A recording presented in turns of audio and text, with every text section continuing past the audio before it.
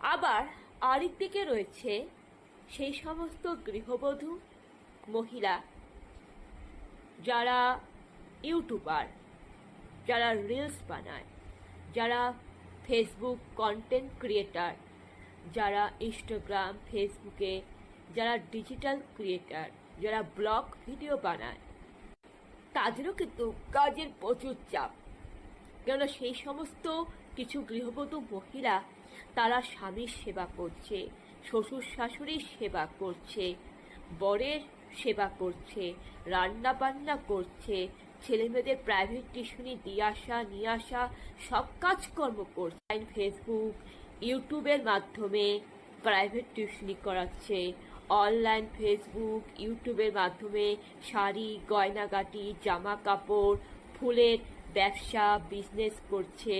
হ্যাঁ, অনলাইনে ফেসবুক ইউটিউবের মাধ্যমে তারা বিভিন্ন রকম ব্লগ ভিডিও বানাচ্ছে, ডিজিটাল ক্রিয়েটর রিলস বানাচ্ছে।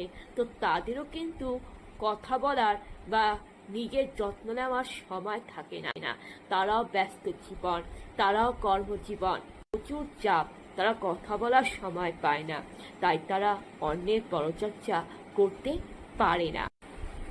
এটাই হচ্ছে চিরন্তন সত্য কথা, একেবারে উচিত বাস্তব সত্য কথা। তাহলে পরচর্চা নিন্দা কারা করে? কারা সমাজের কুটকাচালি মহিলা?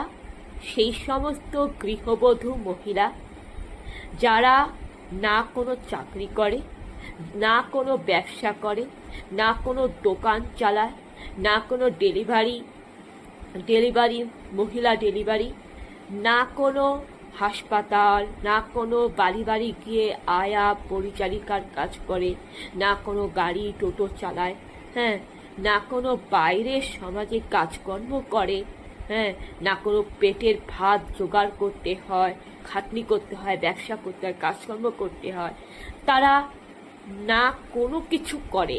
হ্যাঁ, তাদের সংসারের ঘরের কাজে পরিবারের যা, ননদ, মাসি, পিসি, কন্যা সন্তান, ছেলের বউ কে না কেউ রান্নার কাজে হেল্প করে। তাদের বাড়িতে কাজের মাসি, পরিচারিকা, আয়া মাসি রয়েছে। সন্তানরা নিজের কাজ নিজে করতে পারে, হ্যাঁ, ছেলেমেয়েরা নিজের কাজ নিজে করতে পারে। অফুরন্ত ফাঁকা সময় থাকে, টিভি দেখার সময় থাকে, পাড়া চড়তে বেরিয়ে পড়ে, তাই তারাই পরচর্চা নিন্দা করার সময় পায়।